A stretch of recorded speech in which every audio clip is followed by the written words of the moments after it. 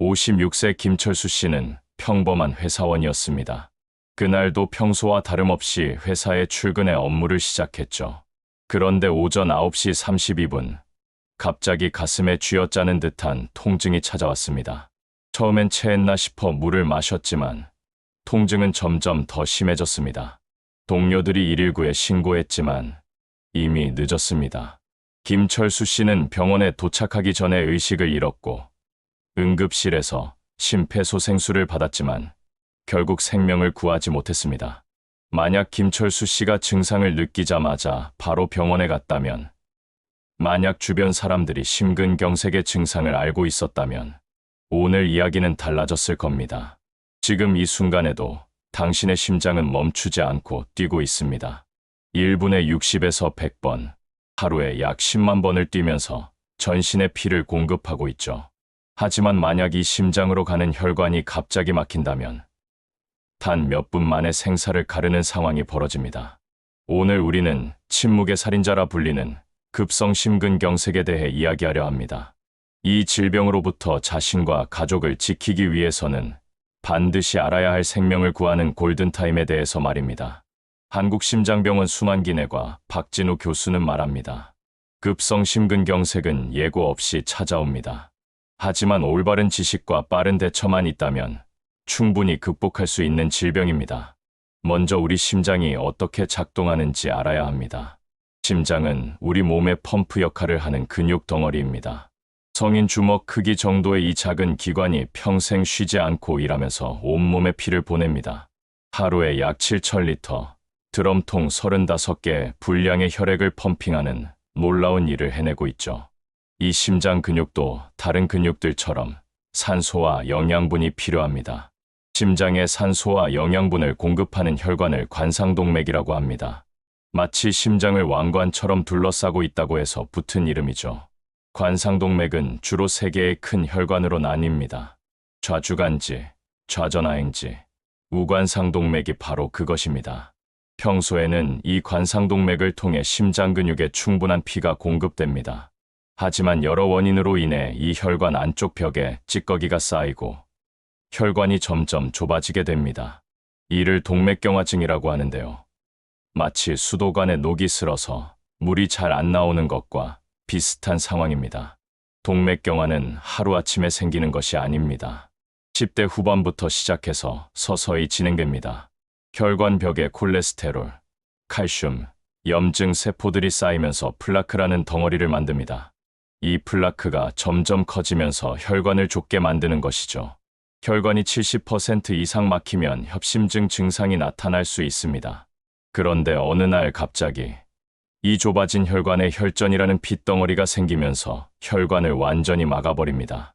플라크 표면이 갑자기 터지거나 균열이 생기면 우리 몸의 지혈 시스템이 작동해서 혈전을 만듭니다. 평소라면 출혈을 막는 고마운 기능이지만 이미 좁아진 관상동맥에서는 치명적인 결과를 가져옵니다. 그 순간부터 심장 근육은 산소와 영양분을 공급받지 못해 죽기 시작합니다. 이것이 바로 급성심근경색입니다. 의학적으로는 ST분절 상승 심근경색증, BST분절 상승 심근경색증으로 나뉘는데 일반인들은 굳이 구분할 필요는 없습니다. 중요한 것은 둘 다 응급 상황이라는 점입니다. 지난해 11월 42세 이영희 씨의 사례를 들어보겠습니다. 평소 건강했던 이 씨는 새벽 5시 30분 집 근처 공원에서 조깅을 하고 있었습니다. 평소보다 조금 빠른 속도로 뛰던 중 갑자기 가슴에 압박감을 느꼈습니다. 처음에는 운동을 무리해서 그런가 싶어 속도를 줄였지만 압박감은 오히려 더 심해졌습니다. 집으로 돌아가는 길에 왼쪽 팔까지 저려오기 시작했고 식은땀이 흘렀습니다. 평소 건강에 관심이 많았던 이영희 씨는 혹시 심장에 문제가 있는 건 아닐까라는 생각이 들었습니다. 집에 도착해서 남편을 깨웠고 남편은 망설임 없이 119에 신고했습니다. 다행히 집에서 5분 거리에 응급실이 있는 병원이 있었습니다. 응급차는 7분 만에 도착했고 이영희 씨는 증상 발생 후 40분 만에 응급실에 도착했습니다. 응급실에 도착하자마자 의료진은 즉시 심전도 검사를 시행했고 ST 분절 상승 심근경색을 진단했습니다. 동부심장센터 응급의학과 정민석 과장은 이영희 환자의 경우 전형적인 급성 심근경색 증상을 보였고 본인과 가족이 빨리 대처해준 덕분에 골든타임 내에 치료할 수 있었습니다. 라고 설명했습니다. 이영희 씨는 증상 발생 후 90분 만에 막힌 혈관을 뚫는 시술을 받았고 심장 손상을 최소화할 수 있었습니다. 반대의 사례도 있습니다. 59세 박상철 씨는 지난해 3월 새벽 2시경 잠자리에서 갑자기 가슴 통증을 느꼈습니다. 하지만 한밤중에 병원에 가기는 뭔가 민망하다는 생각에 아침까지 기다리기로 했습니다. 아내도 새벽에 뭔 응급실이냐, 아침에 동네 병원이라도 가보자며 남편을 말렸습니다. 하지만 통증은 점점 더 심해졌고 새벽 4시경에는 구토까지 시작됐습니다. 그제야 아내가 119에 신고했지만 이미 증상 발생 후 2시간이 지난 상황이었습니다. 병원에 도착했을 때 박 씨의 심전도는 광범위한 심근경색을 보여줬고 혈액검사 수치도 매우 높게 나왔습니다. 응급시술로 막힌 혈관은 뚫었지만 이미 심장 근육의 상당 부분이 손상된 후였습니다. 박상철 씨는 치료를 받고 회복되었지만 심장 기능이 많이 떨어져서 일상생활에 제약이 많아졌습니다. 계단 오르기도 힘들어하고 무거운 것을 들 수도 없게 되었습니다. 급성 심근경색이 얼마나 위험한 질병인지 숫자로 살펴보겠습니다. 통계청 자료에 따르면 2023년 국내에서 급성 심근경색으로 사망한 사람은 약 8,500명입니다. 하루에 23명이 급성 심근경색으로 목숨을 잃는다는 뜻입니다. 이는 교통사고, 사망자보다 3배 이상 많은 수치입니다. 더 놀라운 것은 병원에 도착하기 전 사망률입니다. 한국심장학회 자료에 따르면 급성 심근경색 환자 중 약 30에서 40%가 병원에 도착하기 전에 사망한다고 합니다. 이는 증상을 무시하고 참다가 치료 시기를 놓치거나 집에서 갑자기 악화되는 경우가 많기 때문입니다. 병원에 도착한 후의 사망률은 과거에 비해 많이 개선되었습니다. 1990년대에는 20% 이상이었던 병원 내 사망률이 현재는 5에서 7% 정도로 낮아졌습니다. 이는 응급시술 기법의 발달과 의료진의 경험 축적, 그리고 골든타임에 대한 인식 개선 덕분입니다. 하지만 여전히 무서운 질병임에는 틀림없습니다. 특히 코로나19 팬데믹 이후 상황은 더욱 심각해졌습니다. 중앙대학교 의과대학 심장내과 김태훈 교수팀의 연구에 따르면 2020년과 2021년 급성 심근경색 환자들의 병원 도착 시간이 평균 30분 이상 늘어났다고 발표했습니다. 코로나 때문에 병원 가기 무섭다. 응급실이 코로나 환자들로 가득할 텐데 마스크를 깜빡했네와 같은 이유로 병원 방문을 미루는 환자들이 많아졌기 때문입니다. 그 결과 치료 시기를 놓치는 환자들이 증가했고 병원 내 사망률도 20% 정도 증가한 것으로 나타났습니다. 실제로 지난해 61세 최명숙 씨는 가슴 통증을 느꼈지만 코로나 때문에 병원 가기 무섭다며 이틀 동안 참고 있다가 결국 응급실에 실려왔습니다. 하지만 이미 심장 근육의 50% 이상이 손상된 후였고 치료를 받았지만 심부전이라는 합병증이 생겼습니다. 현재도 숨이 차고 부종이 생기는 증상 때문에 지속적인 치료를 받고 있습니다. 한국심장센터 순환기내과 이상훈 교수는 코로나가 무섭다고 심근경색 치료를 늦추면 더 큰 위험에 빠질 수 있습니다. 의심 증상이 있으면 주저하지 말고 병원을 찾아야 합니다. 라고 경고했습니다. 그렇다면 시간이 왜 이렇게 중요할까요? 관상동맥이 막히면 그 순간부터 심장 근육은 산소 없이 버텨야 합니다.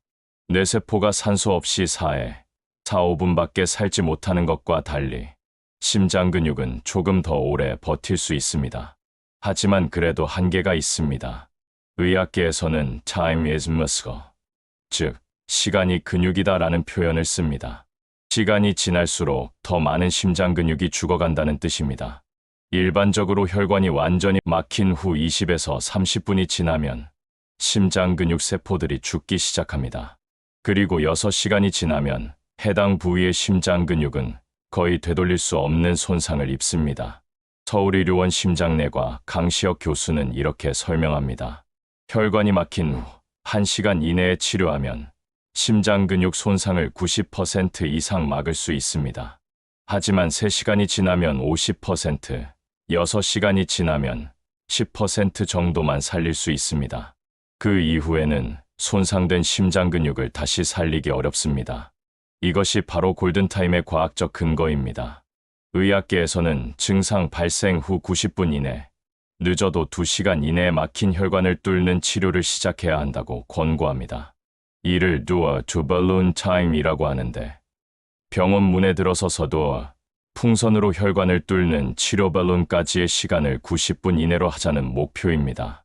하지만 현실적으로는 쉽지 않습니다. 환자가 증상을 인지하고 병원에 가기로 결정하고 응급차를 부르거나 이동하고 병원에서 진단과 치료 준비를 하는 모든 과정이 90분 안에 이루어져야 하기 때문입니다. 그래서 환자와 가족, 그리고 사회 전체의 인식 개선이 중요합니다. 38세 최유진 씨의 경우를 다시 보겠습니다. 최 씨는 직장에서 회의 중 갑자기 가슴이 답답하고 왼쪽 팔에 통증을 느꼈습니다. 주변 동료들은 젊으니까 괜찮을 거다. 스트레스 받아서 그런 거다. 좀 쉬면 나아질 거다라며 대수롭지 않게 여겼습니다. 하지만 최 씨는 본능적으로 위험을 감지했습니다. 평소 건강 프로그램을 자주 보던 덕분에 심근경색의 증상을 어렴풋이 알고 있었던 것이죠.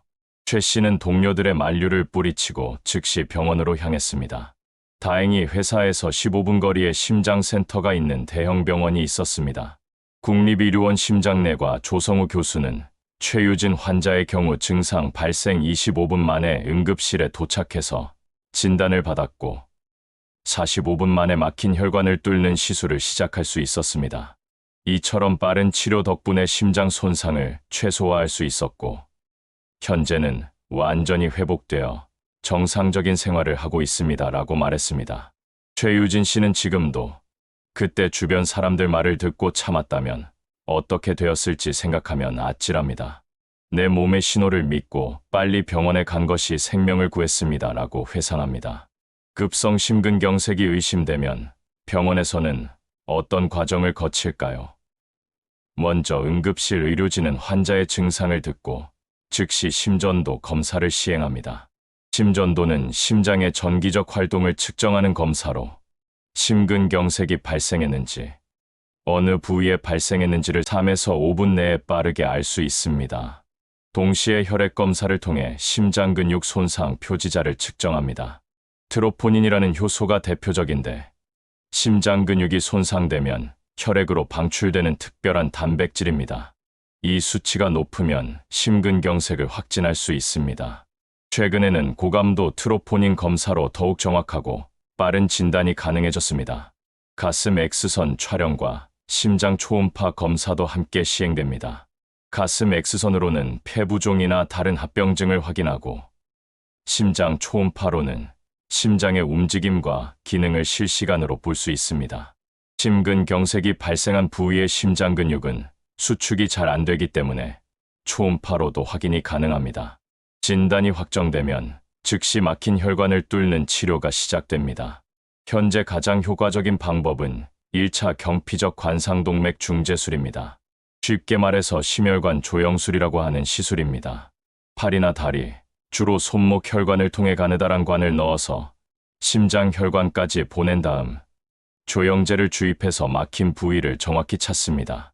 막힌 부위를 찾으면 가이드와이어라는 매우 가는 철사를 막힌 부위를 통과시켜 보냅니다. 그 다음 풍선이 달린 카테터를 보내서 막힌 부위를 넓힙니다. 이때 풍선을 부풀리면서 혈전을 밀어내고 혈관을 넓히는 것이죠. 마지막에는 스텐트라는 금속 그물망을 넣어서 혈관이 다시 좁아지거나 막히지 않도록 합니다. 이 모든 과정이 보통 30분에서 1시간 정도 걸립니다.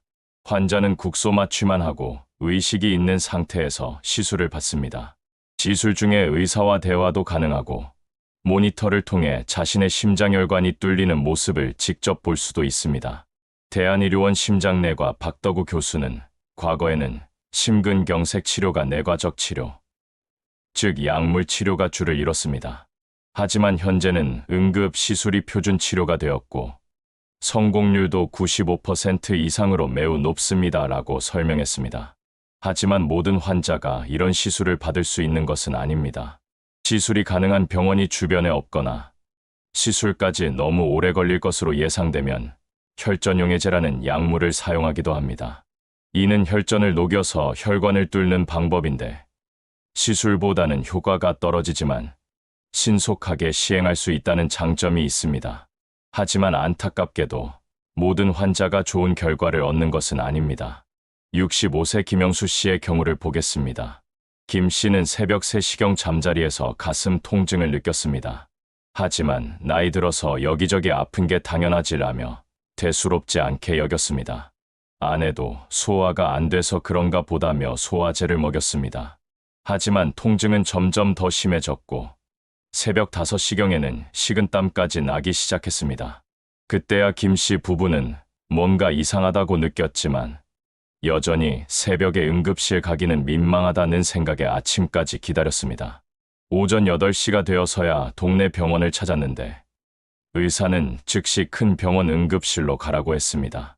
결국 김영수 씨가 대형병원 응급실에 도착한 시간은 오전 9시 30분. 증상 발생 후 6시간 30분이 지난 후였습니다. 응급시술로 막힌 혈관은 뚫었지만 이미 심장 근육의 40%가 손상된 상태였습니다. 심전도에서는 광범위한 심근경색 소견이 보였고 혈액검사 수치도 정상의 100배를 넘어섰습니다. 김영수 씨는 3주간 입원 치료를 받았고 다행히 생명은 구했습니다. 하지만 손상된 심장 근육은 회복되지 않아서 심부전이 생겼습니다. 평소 70% 정도 되던 심장 기능이 35%로 떨어졌습니다. 이는 심한 심부전에 해당하는 수치입니다. 현재 김영수 씨는 여러 가지 심부전 치료제를 복용하고 있습니다. AC 억제제, 베타 차단제, 이뇨제, 알도스테론 기량제 등 하루에 8발의 약을 먹습니다. 그래도 조금만 움직여도 숨이 차고 다리가 붓는 증상이 계속됩니다. 2층 집에 살고 있지만 계단 오르기가 힘들어서 1층에서만 생활합니다. 김영수 씨는 그때 아내 말 듣지 말고 바로 병원에 갔어야 했는데 6시간이 내 인생을 바꿔버렸습니다라며 후회합니다. 대한의료원 심장내과 박덕우 교수는 김영수 환자의 경우 치료는 성공적으로 마쳤지만 이미 손상된 심장 근육은 회복되지 않아서 심부전이 생겼습니다. 만약 골든타임 내에 치료받았다면 이런 합병증을 피할 수 있었을 것이라고 안타까워했습니다. 또 다른 사례도 있습니다. 48세 이정호 씨는 직장에서 야근을 하던 중 가슴 통증을 느꼈습니다. 하지만 중요한 프로젝트를 마무리해야 한다며 통증을 참고 일을 계속했습니다. 새벽 2시가 되어서야 집에 갔는데 집에서 쓰러져 의식을 잃었습니다. 가족이 119에 신고해서 병원에 갔지만 이미 심정지가 온 상태였습니다. 응급실에서 심폐소생술을 시행했고 다행히 심장박동을 되찾았습니다. 하지만 뇌에 산소가 공급되지 않은 시간이 길어서 뇌 손상이 왔고 현재는 의식을 회복하지 못한 채 중환자실에 있습니다. 이정호 씨의 아내는 남편이 가슴이 아프다고 몇 번 말했는데 저도 야근 때문에 피곤해서 그런 거다라고만 생각했어요. 그때 강제로라도 병원에 데려갔어야 했는데 라며 눈물을 흘렸습니다. 그렇다면 급성 심근경색의 증상은 어떤 것들이 있을까요? 많은 사람들이 심근경색하면 가슴을 움켜쥐고 쓰러지는 모습을 떠올립니다. 실제로 가장 흔한 증상은 가슴 통증입니다. 하지만 이 통증은 보통 우리가 생각하는 따끔거리거나 찌르는 듯한 통증이 아닙니다. 환자들은 흔히 코끼리가 가슴을 밟는 것 같다, 가슴을 쥐어짜는 것 같다, 무거운 돌덩이를 올려놓은 것 같다, 가슴이 터질 것 같다라고 표현합니다. 의학용어로는 압박감, 조이는 느낌, 짓누르는 느낌이라고 합니다. 이런 통증은 보통 5분 이상 지속되고 안식이나 혀 밑에 넣는 혈관 확장제로도 완전히 해결되지 않습니다. 이런 통증은 보통 가슴 한가운데서 시작해서 다른 곳으로 퍼져나갑니다. 왼쪽 팔이 가장 흔한 방사 부위이고 목, 턱 등 상복부로도 퍼질 수 있습니다. 때로는 오른쪽 팔로 퍼지기도 합니다.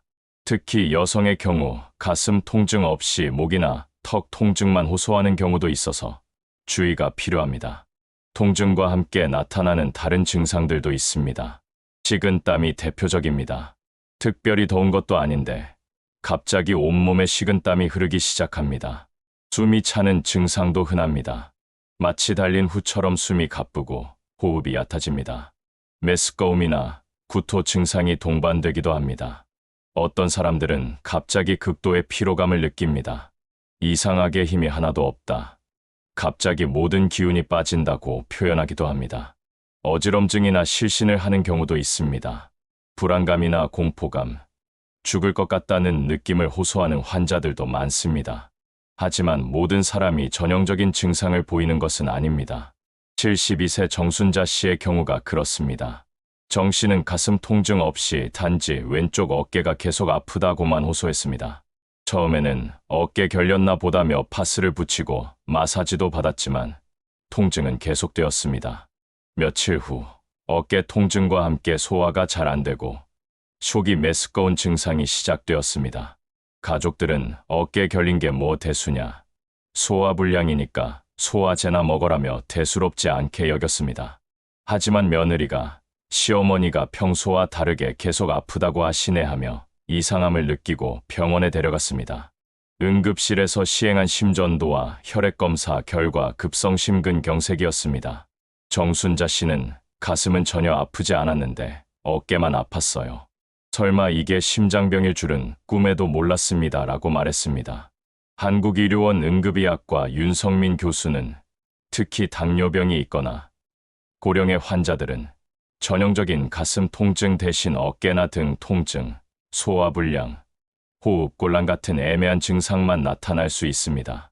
이를 비전형적 심근경색 또는 무증상 심근경색이라고도 하는데 더욱 위험할 수 있습니다 라고 경고했습니다.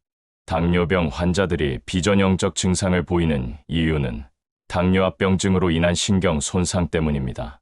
통증을 느끼는 신경이 손상되면 심장에 문제가 생겨도 통증을 제대로 느끼지 못합니다. 그래서 당뇨병 환자들은 더욱 주의 깊게 몸의 변화를 살펴야 합니다. 또 한 가지 중요한 사실은 남성과 여성의 심근경색 증상이 다를 수 있다는 것입니다.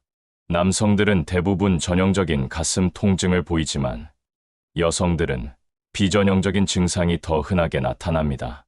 이는 여성 호르몬인 에스트로겐의 영향과 관련이 있는 것으로 알려져 있습니다.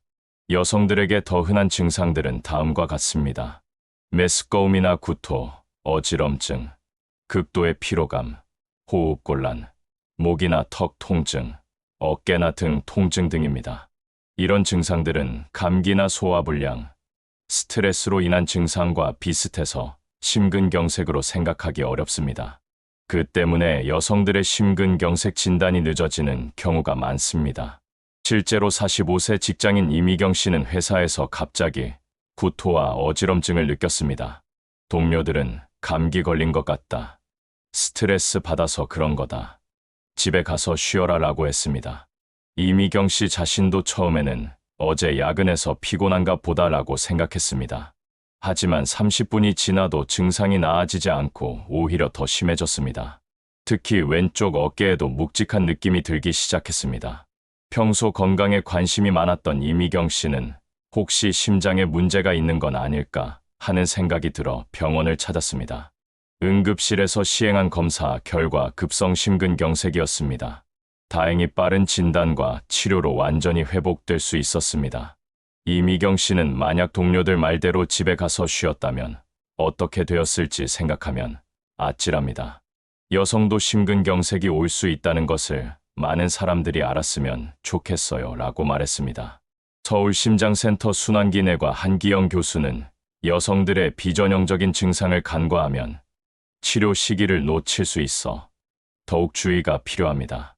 특히 폐경 후 여성이나 당뇨병, 고혈압이 있는 여성들은 작은 증상도 무시하지 말고 검사를 받아보는 것이 좋습니다 라고 강조했습니다.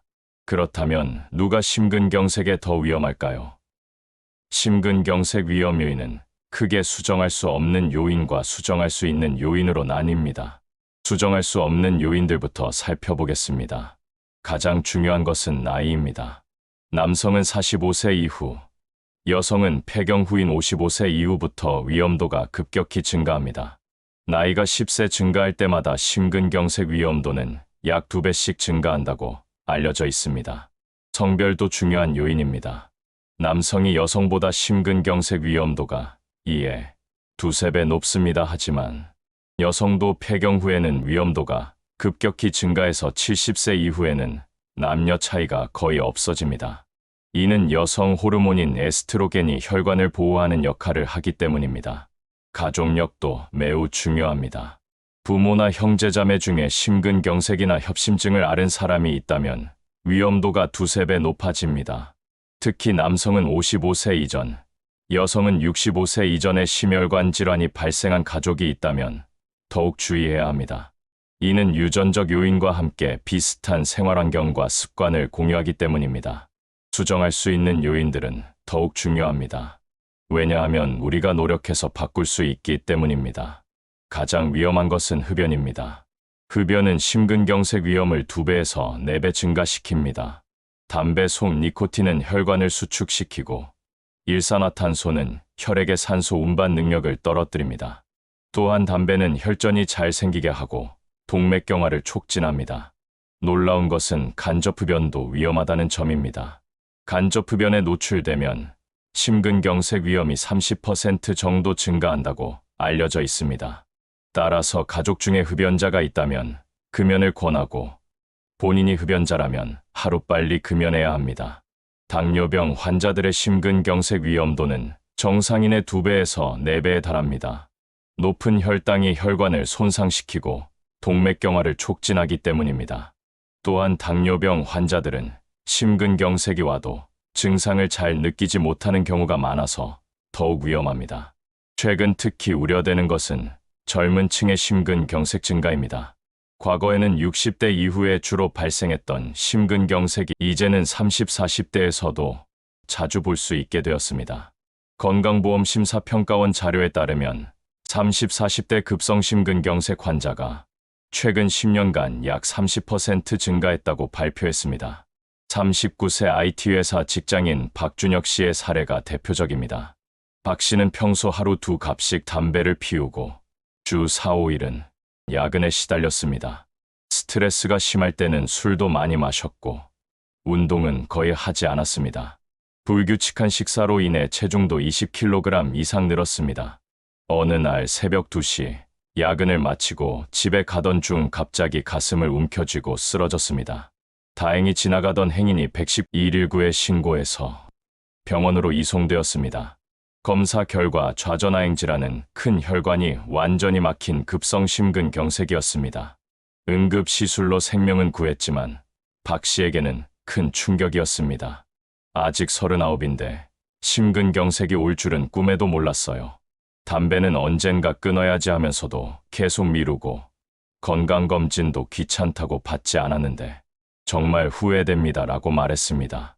중앙심장센터 순환기내과 임도선 교수는 최근 젊은 층에서도 심근경색이 증가하고 있는데 주로 흡연, 스트레스, 불규칙한 생활습관이 원인입니다. 특히 하루 1갑 이상 흡연하는 30, 40대 남성들은 각별히 주의해야 합니다 라고 경고했습니다. 젊은 층 심근경색의 특징은 대부분 예방 가능한 원인들로 발생한다는 점입니다. 나이나 가족력과 달리 흡연, 비만, 운동 부족, 스트레스, 과음 등은 모두 개선할 수 있는 요인들입니다. 따라서 젊다고 안심하지 말고 건강한 생활 습관을 유지하는 것이 중요합니다. 이제 가장 중요한 부분입니다. 만약 본인이나 주변 사람이 심근경색 의심 증상을 보인다면 어떻게 해야 할까요? 첫 번째, 절대로 참지 마세요. 조금 쉬면 나아질 것이다. 병원 가기는 민망하다. 과민 반응 아닐까? 같은 생각으로 시간을 낭비하면 안 됩니다. 심근경색에서 가장 위험한 것은 바로 이런 망설임입니다. 증상이 의심되면 즉시 행동해야 합니다. 두 번째, 즉시 119에 신고하세요. 직접 운전해서 가거나 택시를 타고 가는 것보다 응급차를 이용하는 것이 더 안전합니다. 응급차에는 심전도 장비와 응급약물, 제세동기 등이 준비되어 있고 응급구조사들이 이송 중에도 응급처치를 할 수 있습니다. 또한 응급차로 가면 병원에서도 더 빨리 치료를 시작할 수 있습니다. 세 번째, 응급차가 올 때까지 환자를 편안한 자세로 눕혀두고 옷을 느슨하게 풀어주세요. 특히 목 주위나 가슴을 조이는 옷은 풀어서 호흡을 편하게 해주어야 합니다. 베개나 쿠션으로 상체를 약간 높여주면 숨쉬기가 더 편해집니다. 네 번째, 만약 환자가 의식을 잃고 맥박이 잡히지 않는다면 즉시 심폐소생술을 시작해야 합니다. 가슴 압박을 분당 100에서 120회 속도로 5cm 이상 깊이로 눌러야 합니다. 심폐소생술을 할 줄 모르더라도 119 상황실에서 전화로 방법을 알려주니까 당황하지 마세요. 다섯 번째, 평소 심장병 때문에 니트로글리세린 같은 약을 복용하고 있다면 혀 밑에 넣어주세요. 하지만 의식이 없거나 삼키지 못하는 상태라면 약을 주면 안 됩니다. 기도에 걸려서 더 위험할 수 있습니다. 여섯 번째, 가능하다면 환자의 증상 시작 시간을 정확히 기록해 두세요. 의료진이 치료 계획을 세우는데 매우 중요한 정보입니다.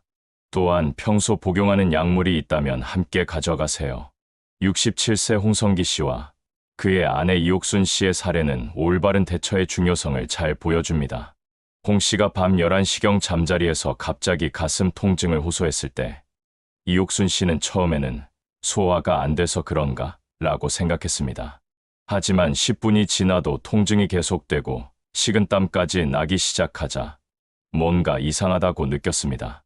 남편은 한밤중에 괜히 소란 피우는 것 아니냐, 내일 아침에 병원에 가자라고 했지만 이옥순 씨는 직감적으로 위험을 느끼고 즉시 119에 신고했습니다.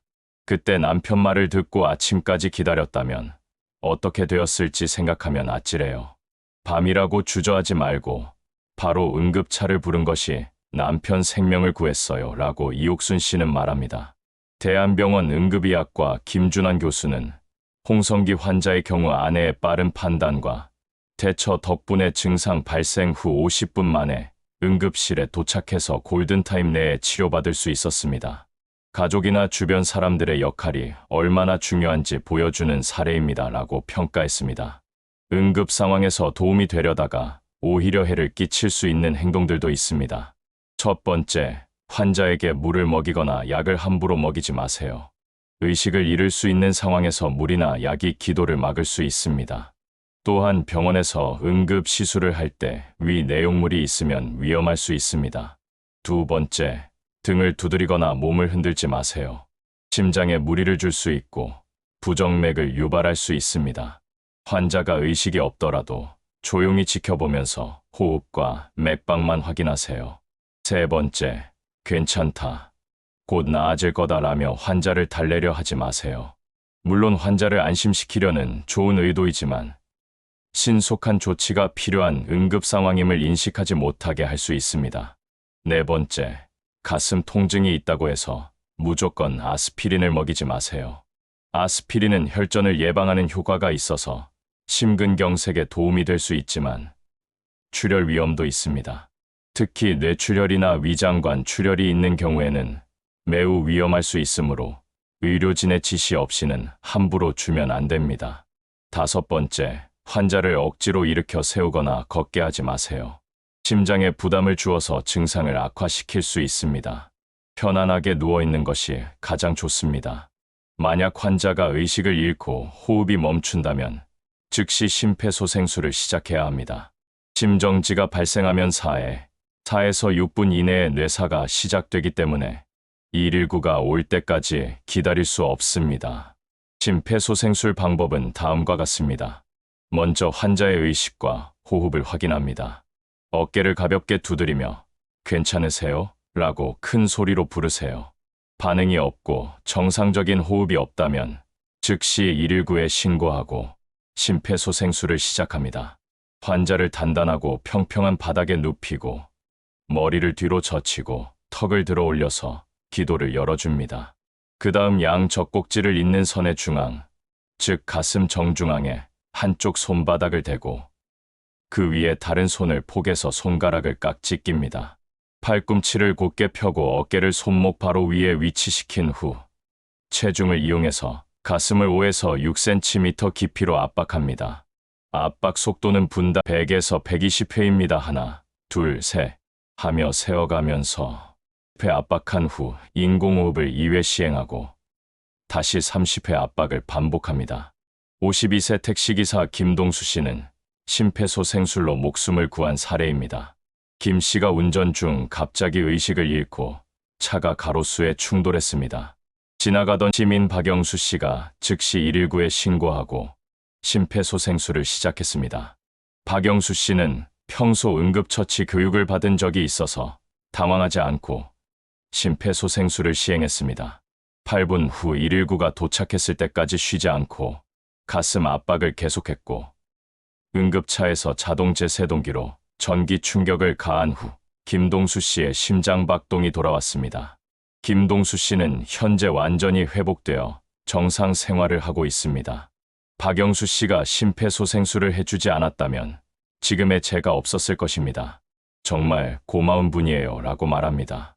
물론 가장 좋은 것은 심근경색이 생기지 않도록 예방하는 것입니다. 예방의 핵심은 위험 요인을 관리하는 것입니다. 첫 번째, 금연입니다. 흡연은 심근경색의 가장 중요한 위험 요인 중 하나입니다. 담배를 끊으면 심근경색 위험이 즉시 감소하기 시작해서 1년 후에는 절반으로, 5년 후에는 비흡연자와 비슷한 수준까지 떨어집니다. 나이가 많아도 늦지 않습니다. 70세의 금연에도 심혈관 질환 위험이 현저히 줄어듭니다. 금연이 어려운 이유는 니코틴 중독 때문입니다. 하지만 현재는 니코틴 패치, 니코틴 껌, 금연 약물 등 다양한 보조 요법이 있습니다. 또한 금연 클리닉에서는 전문적인 상담과 치료를 받을 수 있습니다. 혼자 끊기 어렵다면 주저하지 말고 전문가의 도움을 받으세요. 두 번째, 규칙적인 운동입니다. 운동은 심장 기능을 향상시키고 혈압을 낮추며 콜레스테롤 수치를 개선합니다. 또한 체중 조절에도 도움이 됩니다. 권장되는 운동량은 주 3회 이상, 한 번에 30분 이상의 중강도 유산소 운동입니다. 중강도 운동이란 약간 숨이 차지만 대화는 가능한 정도의 운동입니다. 빠르게 걷기, 자전거 타기, 수영, 조깅 등이 좋은 예입니다. 하지만 갑작스럽고 무리한 운동은 오히려 위험할 수 있으니 자신의 체력에 맞게 점진적으로 늘려나가야 합니다.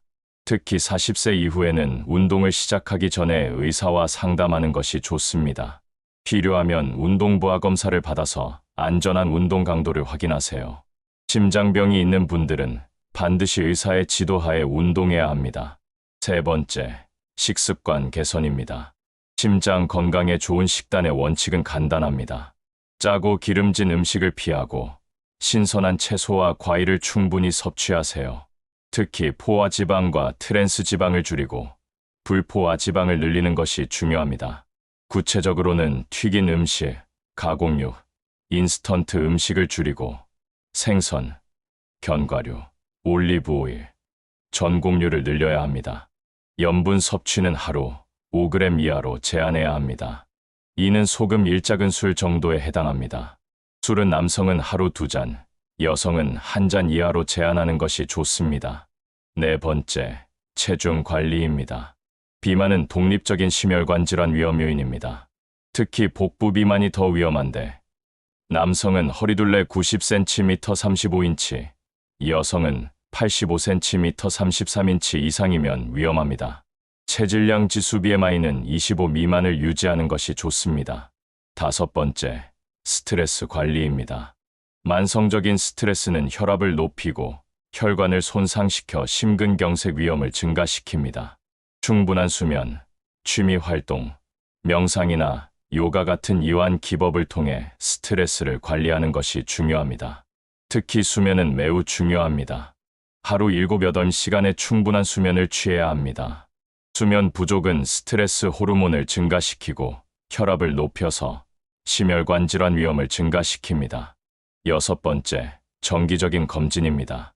40세 이후에는 매년 혈압, 혈당, 콜레스테롤 수치를 확인해야 합니다. 이들 수치는 모두 심근경색 위험 요인이면서 초기에는 증상이 없는 경우가 많기 때문입니다. 혈압은 가정에서도 정기적으로 측정하는 것이 좋습니다. 진료실에서만 측정하는 혈압보다 가정혈압이 심혈관 질환 예측에 더 정확하다고 알려져 있습니다. 혈압계는 정확도가 검증된 제품을 사용하고 올바른 방법으로 측정해야 합니다. 당뇨병이 있는 분들은 3개월마다 당화혈색소를 확인해야 합니다. 당화혈색소는 최근 2-3개월간의 평균 혈당을 나타내는 지표로 7% 미만으로 유지하는 것이 목표입니다.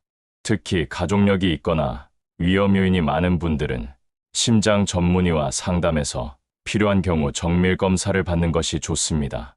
운동부하 검사는 운동 중의 심전도 변화를 관찰해서 관상동맥 질환을 진단하는 검사입니다. 관상동맥 CT는 조영제를 주입해서 관상동맥의 협착 정도를 직접 볼 수 있는 검사입니다. 34세 회사원 신동욱 씨는 조기 발견의 중요성을 보여주는 사례입니다.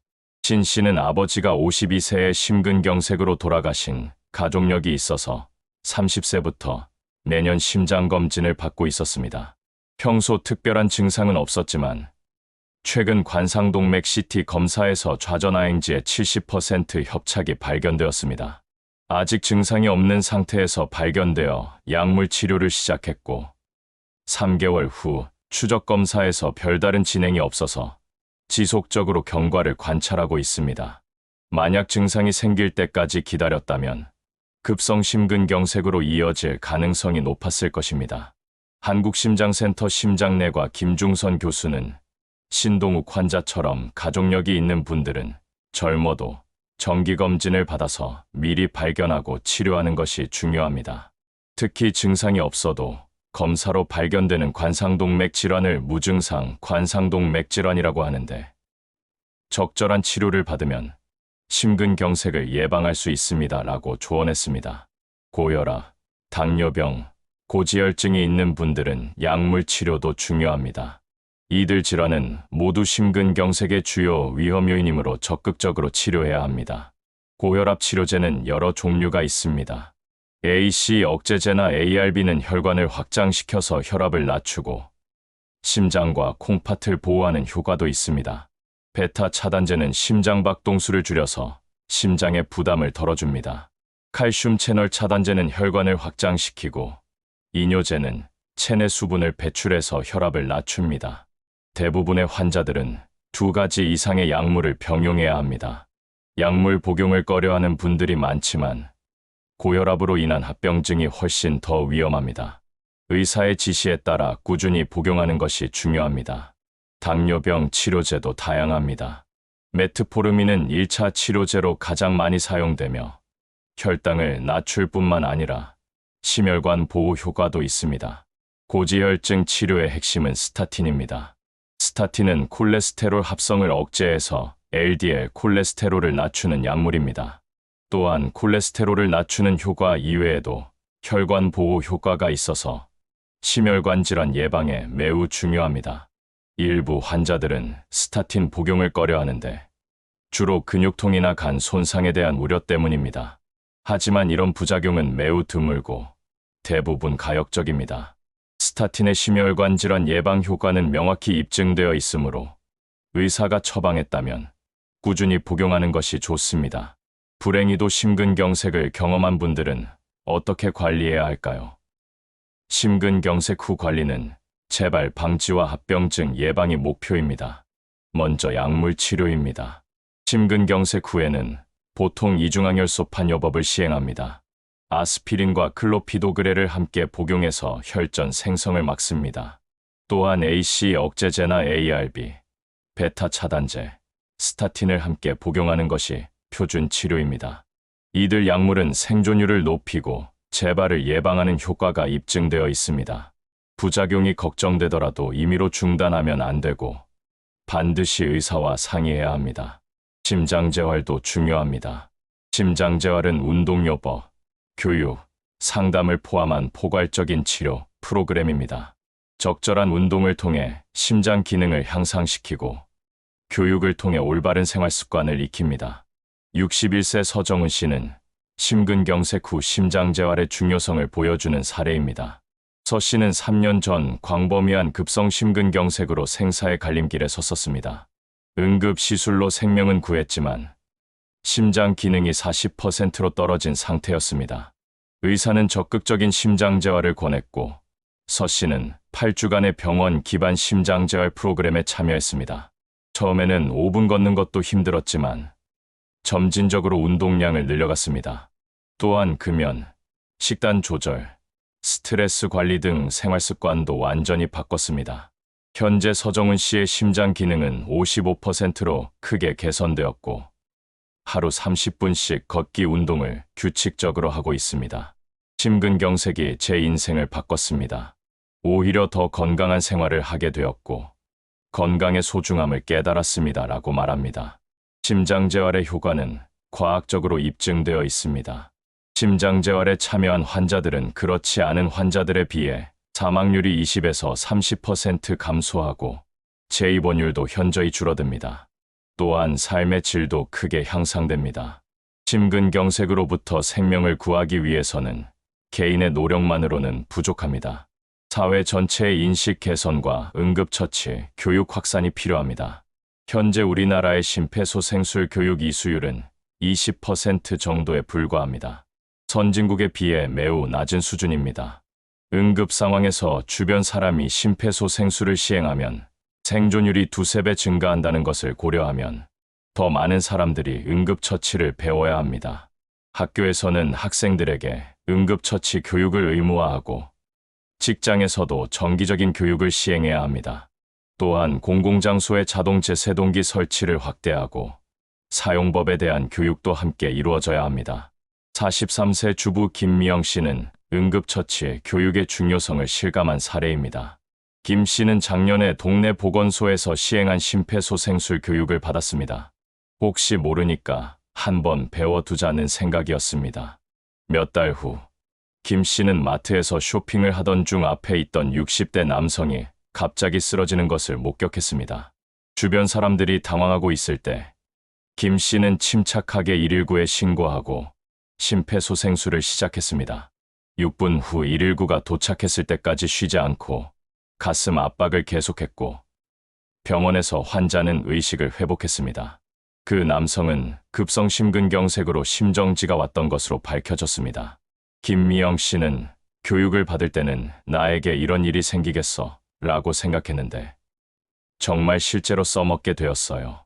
그때 배운 것이 한 사람의 생명을 구했다고 생각하니까 정말 뿌듯합니다 라고 말했습니다. 심근경색 예방과 대처에는 가족과 주변 사람들의 역할도 중요합니다. 가족 중에 고혈압, 당뇨병, 고지혈증이 있는 분이 있다면 꾸준히 치료받도록 격려해야 합니다. 또한 금연, 운동, 식단 조절 등 생활습관 개선에도 함께 참여하는 것이 좋습니다. 특히 중년 남성들은 자신의 건강을 소홀히 하는 경우가 많습니다. 아직 젊다, 바빠서 병원 갈 시간이 없다라며 건강검진을 미루거나 증상이 있어도 참는 경우가 많습니다. 이럴 때 가족들이 적극적으로 나서서 병원 방문을 권해야 합니다. 또한 평소에 가족들끼리 응급상황 대처법에 대해 이야기해두는 것도 좋습니다. 심근경색 증상, 119, 신고 방법, 심폐소생술 등에 대해 미리 알아두면 실제 상황에서 당황하지 않고 대처할 수 있습니다. 개인의 노력과 함께 사회적 인프라도 중요합니다. 응급의료 체계의 구축과 개선이 필요합니다. 응급차의 현장 도착 시간을 단축하고 병원 간 이송 체계를 개선해야 합니다. 또한 24시간 심혈관 응급시술이 가능한 병원을 늘려야 합니다. 현재는 대도시 중심으로 이런 병원들이 있지만 지방이나 농촌 지역에는 부족한 실정입니다. 골든타임 내에 치료받기 위해서는 지역별 응급의료 인프라 구축이 필수적입니다. 공공장소의 자동제세동기 설치도 확대해야 합니다. 현재 일정 규모 이상의 공공시설에는 자동제세동기 설치가 의무화되어 있지만 아직 부족한 곳이 많습니다. 또한 설치되어 있어도 위치를 모르거나 사용법을 모르는 경우가 많아서 교육과 홍보가 필요합니다. 하지만 희망적인 변화들도 있습니다. 의료기술의 발달로 심근경색 치료 성과가 계속 개선되고 있습니다. 과거에는 치료가 불가능했던 복잡한 병변들도 이제는 시술로 치료할 수 있게 되었습니다. 또한 예방의학의 발달로 위험도 예측도 정확해지고 있습니다. 유전자 검사, 바이오마커, 인공지능을 이용한 위험도 평가 등으로 더 정확한 예측과 맞춤형 치료가 가능해지고 있습니다. 스마트 헬스케어 기술도 도움이 됩니다. 웨어러블 기기로 심박수, 혈압, 활동량 등을 실시간으로 모니터링할 수 있고 이상 신호가 감지되면 즉시 알려줍니다. 또한 원격 모니터링으로 의사와 환자가 더 긴밀하게 소통할 수 있게 되었습니다. 급성 심근경색은 분명 무서운 질병입니다.